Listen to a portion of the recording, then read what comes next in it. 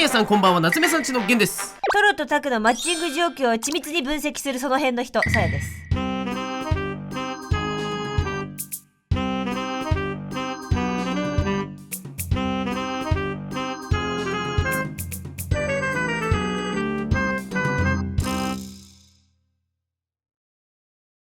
それはただのなんかマニアックなその辺の人。はい、現在の状況と言いますとトロタクというお寿司が完成するレベルになっておりますので、最高潮に達していると学会では報告されております。パラリパラリパラリ。いい、そんな資料ないだろペラ1枚でいいそのはい、ということで今回ですね、こちらでございます。何でか誰でしょうか。せーの、サンドイッチ背中は任せたぜ。何このゆるキャラ、どちらも捕食対象みたいな。お前ペンギン食うんか食わん。白熊さん。白熊さんまさか白熊さんサイドから。多分白熊さんにあげたらどっちも食うと思う。まあ確かにね。ということで、はい、今回こちらです。ゆるキャラゆるキャラなんかフォルテピアノゆるキャラと書いてありますが、はい、今回やっていく企画はこちら。リード妻の書いたゆるキャラ、夫がガチで擬人化してみたらどうなるのこちら竜宮城でございます。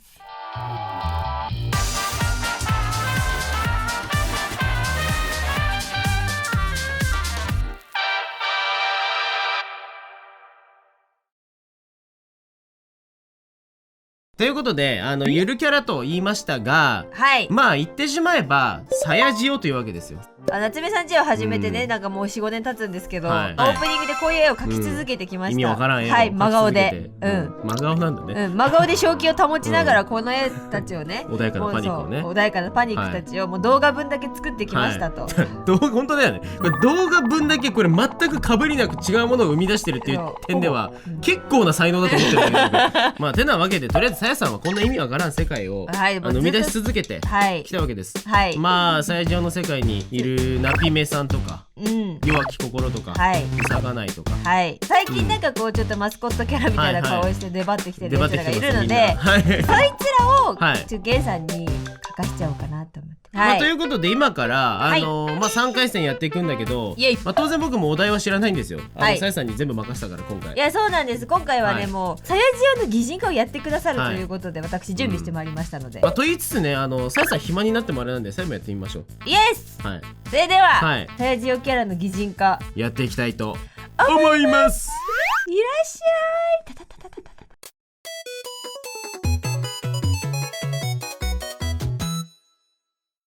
ということで1回戦目、ゲンさんに何のキャラクターをやってもらおうかなっていうことで考えてきました。こちらです。じゃーなんで今回表情絶妙にちょっとムカつくのよ。微妙なさやさんの顔シャッター切るタイミングおかしいやつじゃんというわけで今回微妙さやさんカード、微妙さやさんカード、微妙さやさんカードを4枚ほどねお持ちしましたので、ここにキャラクターが書いてあるので1枚ずつ引いて擬人化していただきましょうと。じゃあまず1回戦目引きますか。でもやっぱこのチャッターチャンス逃してるさやさんがいい。じゃあそれでいきますか。これでいきましょう。さやさんこのよだれ垂らしてるさやさん。ということで、では1回戦目のお題はこちら。せーの、ドン。せうさがないだ。うさが見えないの？マジか。見えないの？うまいじゃん。見えるよね。だって多分見えてると思うみんな。多分夏目さんちは長い間見てくださってる方は見えてる。いや好きだよ確かに。インビジブルマーもしかして、インビジブルーマーですこれ。見えないじゃん擬人化ってなんで可視化させてよ、頑張ってよ。ではね、せっかくなんでね、全然わかんない。ご紹介しながらいこうかなと思うんですけど。まあいいですけど、とりあえずね、さやさんが引いたこのうさがない、これ2022年に誕生したうさぎじゃないキャラなんですけど、これよく見るとうさぎの尻尾とうさぎの頭が縫い付けられてるんですね。で真ん中の部分がなんだかわからないと。マジ怖いんだよなその設定が。だからうさぎの耳と尻尾さえつければうさぎだと思ってるっていう、何かわからないちょっとおっかないキャラなんでうさがないなんです。うさぎじゃない、うさがない。さやじおの世界って時々闇があるんだよな。ちょっとみんな好きでしょ、そういうの。あざといなまあということでうさぎじゃないやつです。この間もねこのピアノにね書きましたけども、せっかく書かせていただいたのもこのうさがない。ゲンさんが書くこちらのインビジブルー馬ですね。インビジブルなので見えないんですね。馬なんですけど、言ってしまえば透明人間ならぬ透明馬です。たった一度だけ登場場したんだよね、あいつね。そうだよ。確かゲーミング馬ミラー馬みたいなやつと一緒に並んでいたやつだよね。今回初の可視化ということで指定されてないのよ。おめでとうございます。こんな手抜きのカードあるはい、じゃあまあいいでしょう、いいでしょう、はい、1回戦目でうさがないと、インビジブルーマン擬人化していこうと思います。ということで、では最近定番の30分で30分コースざっくり色塗りまでっていうことでね、やっていきますか。いきますか。はい、よーいスタート。終わり。過去最速でございますいいんだよ、もうそんなことしなくて。4秒。分かったよ、やりゃいいんだろ。やりゃいいんだろ。始めちゃった。インビジブルーマってそもそもオスメスどっちよって話ですからね。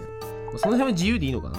で他のキャラクターもオスメス言及してないから。まあ確かに、そもそも作ろうと思って作ったキャラってあんまいなくて、ここの紙になんか始まる前にダラーってよだれ垂らしながら書いてたら、あ、なんかこのキャラ可愛いかもってなって気に入ったやつを後々ねちゃんと書いてたら、みんなにこう見ていただけるようになったっていう感じなので、まあね、そうだからどっちかっていうとなんかこう生まれちゃったっていう、生まれちゃったっていう感じで、もうトイレと一緒。必要に応じてってことね。そうトイレと一緒。今日ね、さやの好きなものがね、コラボしてくれたっていうね、なんか夢が叶った夢を見たんだけど、現実では絶対にありえないんだよね。なんと何だと思う？わかんない。ディズニーとバイオハザードのコラボの夢見たんだけど、絶対にダメじゃん。もうそれですらちょっと伏せてほしいもんカプコン頑張りすぎなのか、ディズニーが頭おかしくなったのか、どっちかだよね。バイオハザードってほら謎解き結構あるじゃん、まあね、先に進むために。確かに。それのなんかこうオマージュみたいな感じで、ディズニーランドの中でちょっとバイオハザードチックな、謎解きがあるっていう、謎を解くと、ショットが出てくるみたいな、ディズニーランドでそうっていう夢を見たよ、やばいね。夢叶っちゃったなと思って。何のだよ。この企画楽しいな。心がピクニックだ。実は現在僕結構苦しんでいます。あと18分で出てることに絶望してもどうしていいか分かってない。なんだ擬人化ってないもん。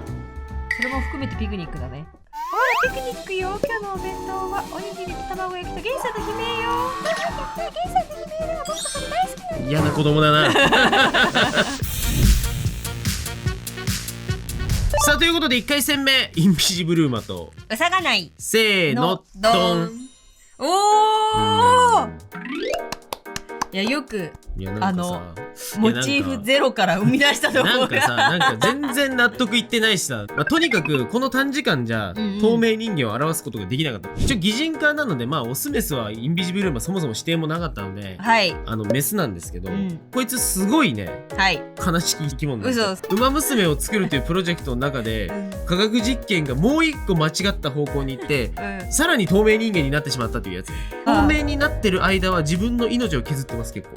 やばい。だからインビジブルで居続けることにリスクがあるから、時々こう機械につないで、臓器回復しなきゃいけないっていう、なんかそういう設定がパッて出てきて、どうにかそいつを書いた気持ち。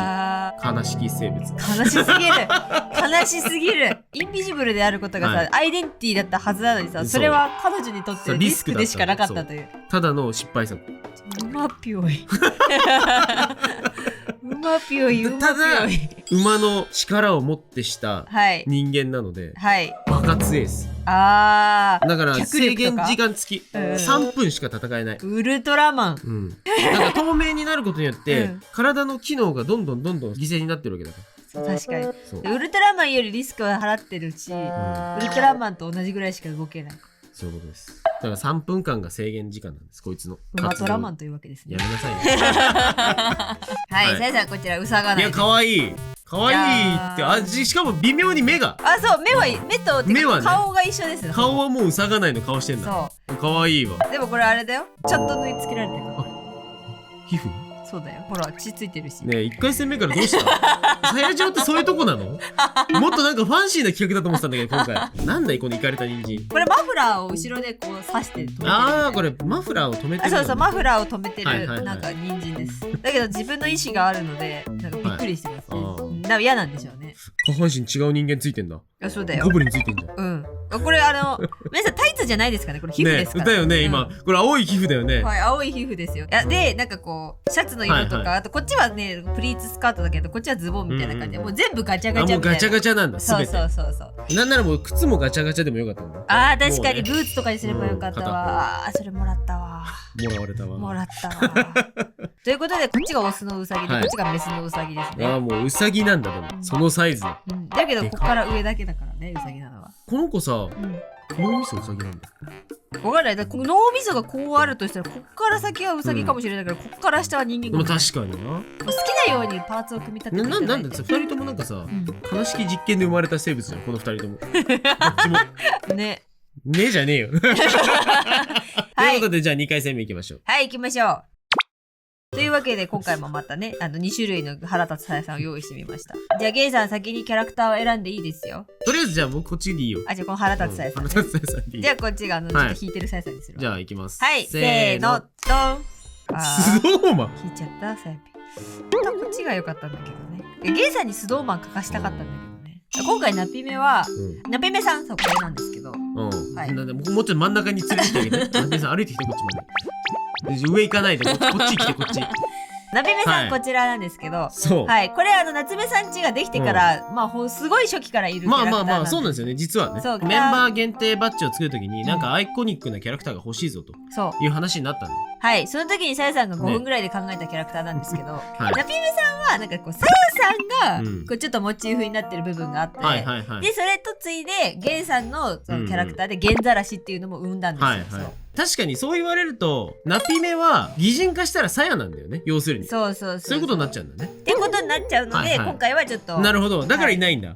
急になんか仲間外れされたのかと思ったわ。なるほどね。はい、というわけでゲンさんが選んだのは最近夏目さん家の中で一番人気なんじゃないかと噂されてる急に出てきたよね。弱き心。なんかこいつは真ん中のところに弱って書いてあるんですけど、人の弱い心がね、弱い心が生んだとか生まないとか、何につけても弱い気持ちが出てきちゃう、弱い心が出てきちゃうキャラクターですね。ダイエットのお友達として皆さんよく可愛がっていただけたらば、明日からダイエットする、明日からダイエットする、そういう人の弱い心につけ込んだ妖怪です。でこちらです。弊社サイワルです。サイワルですね。これね、スノーマンっていうね。そう、スノーマンって雪だるまってスノーマンっていうじゃん。でそれをちょっともじったらスドーマンになってしまったんですけど、クリスマスの夜民家に火つけて回るっていう。最低やねこいつ。まあでもそのね、サヤジオの世界は命とかあんまりない世界なんで。そうなんですよ。皆さんは絶対にダメですよ、火遊びなんかしたら。当たり前ですけどね。本当です。あんまり意味のない制限時間30分でいきましょう。はい。よーいスタート。弱き心の擬人化か。でも弱き心ってさ、結局ネズミなん？なんでそうやってカテゴライズしようとするの？させてくれよ。ゲイさんの知ってるネズミさんにはお腹に弱き心って書いてあるのかな？書いてあるよ。弱き心だって毛生えてないんだよ。ツルツルなんだよ。ツルツルなんだ。どちらかというと裸ネバネズミに近い。裸ネバネズミ。サヤジオの世界は誰も何も食べない。そうなんだ。そう、体内でもエネルギー循環機能が確立されている世界だからね、誰も何も食べない。初めて知ったよ。だからこそなぜ寿司が握られているのかな。いや、謎だよ。わからない。寿司が卵を産んで寿司作っ卵性の寿司なんじゃないの？卵性の寿司。これトリビアみたいな感じで。寿司は卵性。とも思わない。もうダメだ、今日話すことがうちのお父さんの話しかない。実は動画になってないかもしれないけどね、1動画に1回ぐらいお父さんの話してる。今日のトピックス聞きたい？聞いてあげる。小学校ぐらいの時にね、お父さんがね、交通事故に遭ったってことがあったんですよ。そう、お母さんからさ、お父さんが車にひかれたって電話が来たっつって、ってなって、どうしようっつってもお家でさ、超不安で待ってたの。そしたらお父さん帰ってきたらさ、なんか肘と膝だけスーツに穴開けて帰ってきてさ。勝ってるじゃん。車に勝っとるよ。そう。もしかしてキャラチョイス悪かった？でもサヤジオの世界の中ではわりかしさ、知名度のある子たちを連れてきたつもりなんでしょ。いや、そう、みんながね可愛がってくださってて嬉しいなと思って、じゃあこの子たちかなと思って連れてきたんだけど、なんかこうも人間に、あんまりあれだね、人間にしてみると人の前に出すような奴らではないっていう可能性がある。特にスドーマンなんかと。いや本当に刑務所ぶち込んだりとほしいもん。言い回しは悪いけど、あれだね。そう。悪いままだね。うん。いや僕今助けようとしたんだけどすごい。助けられなかったね。助けられなくてそのまま滑り落ちてった。かばえねえんだよなそいつ。そいつだけただのヴィランなんだよ。ただワンチャン殺戮の天使のキャラクターぐらいまでは確かに、ね、ギリギリ持ち直してほしい、まあ、悪いやつだけど悪いの一言だけでは片付けられないなんかよくわからん魅力もあるみたいな感じっていうところまで持っていってほしい。持ってってほしい、ね、どうにかね。どうにか、本当に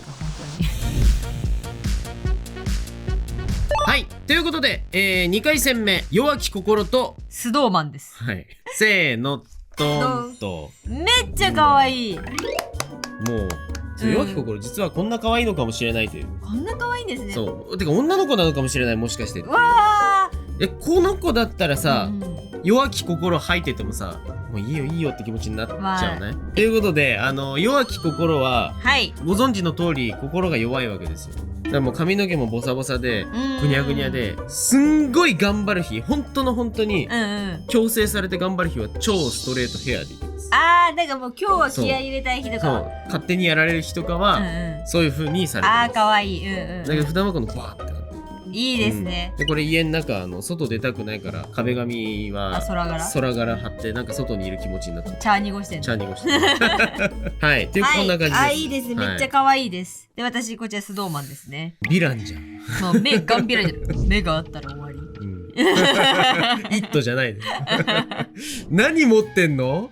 これなんかさ火種じゃないけどさ、ねじって先っちょにこう火つけてるやつあるじゃないですか。ある爆弾みたいなやつ、ね、そうだからそれに火つけた状態で持ってる、ずっと持ってんだ。だけどこう熱いといけないからこのホームセンターで買ったゴム手袋と長靴履いてます。で自分のこうリボンとかスカートとかもチリチリになって、ちゃんと焦げちゃうんだ自分の炎で。ここもチリチリです。ここの髪の毛もチリチリ。ただのやべえやつじゃん。ただのやべえやつ。なんて言っていいか分かんないけど普通に目がもういっちゃってるもんね。可愛いですよ。まあでも可愛いね。はい、キャラクターとしてはすごいなんか可愛い感じのキャラクターに。はい。ということででは3回戦目に参ろう。それでは3回戦目に移らせていただくんですけれども、ここまではなんかもうさ、もう用意されたさお膳を召し上がっていただけじゃないですか。だからこれからビュッフェに行こうかと思いまして。何ビュッフェって？ゲさんにはビュッフェスタイルでちょっとこの後3回戦目絵描いてもらおうかなと思って。うわー待って全部あるじゃん。いっぱい持ってきてみました。何これをどうすんのよ。メトナメちゃん。はい、この中からゲイさんが好きな子を描いていただこうと思います。好きな子？誰でもいい。もうやべえのいるけどね。はい、せいさん結構これ気になる。やたらコブだらけ。いやこれ僕も好きですよ。やたらコブだらけだけど。コブありすぎなの。コブありすぎ。羊みたいになってる。いや懐かしいですね。ほら。カッパか？おーカッパカくんね。バレリーヌじゃん。はい。こんな感じでねめちゃめちゃいっぱい。書き途中あるけど。何これいっぱいあるじゃん。いやもうすごいいっぱいあるのよ。うわなんか全然覚えてないこれ。この時すごいテンション高いですね。なんでこんなみちみちなんだろうね。熱々のチーズを投げるさぎだち。何言ってんだこいつ。じゃあ3回戦目僕が勝ちたいサヤジオの中にいた1回しか登場していないやつらってことですよね。そうです。要は。はい。でその子たちを自分なりにかけってことね。そうです。1回しか出てこない子にさこうやっぱスポットライト浴びせてほしいわけよ。今回のでいいですか？個人的にこの子すごく。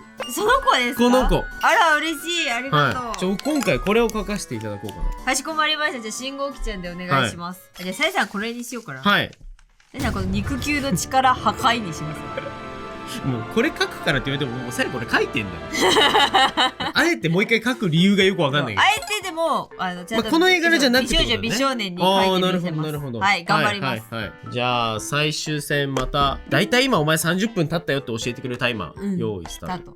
でもやっぱりねこのね政治を書くコツをねゲイさんに伝授するとね伝授されるんだ。やっぱね日々のねインプットというものがねとても大事になりますね。それっぽいこと言い始めた。はい。身の回りにあるものというものをね、ただあいつ何と合体させてやろうかなとかで常に悪魔合体する。あいつ何を伸ばしてあげたら良くなるかなとかってそういうねプロデューサー的視点っていうんですか、ポテンシャル伸ばしてあげるっていう点をね、こう忘れずに生活するというのがねとても大事になりますね。さやじを書く上でね。ここ来年のテストに出ますよ。遠いなテスト。せめてすぐ出題してほしかった。忘れるわもう。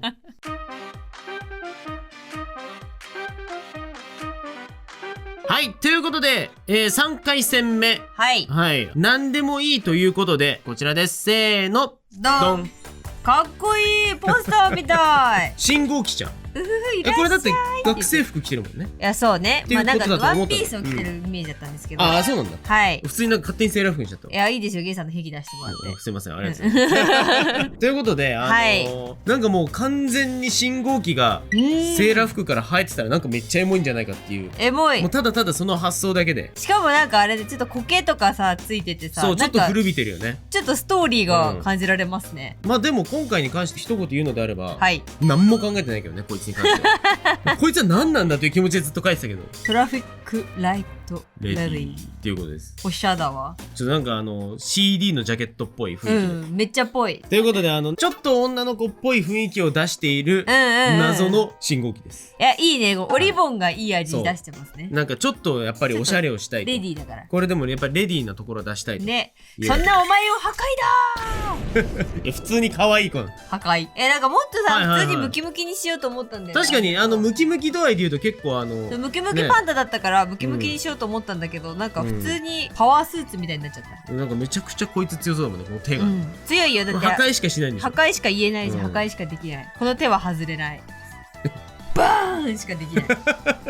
そうここなんかこうメカっぽくしようかなとかいろいろ考えたんだけど、でもやっぱり肉球が肉球じゃなくなった時になんかみんなのがっかり具合ってすごいよね。なんかそんなに気にする？猫ちゃんの肉球触みたいな。ちょっとそのがっかり感はちょっと許せないなと思ったんで、ちょっとプニプニのままにしてみましたね。いやでもいいですねすごい。はい。なんかさふと思ったんだけどさ。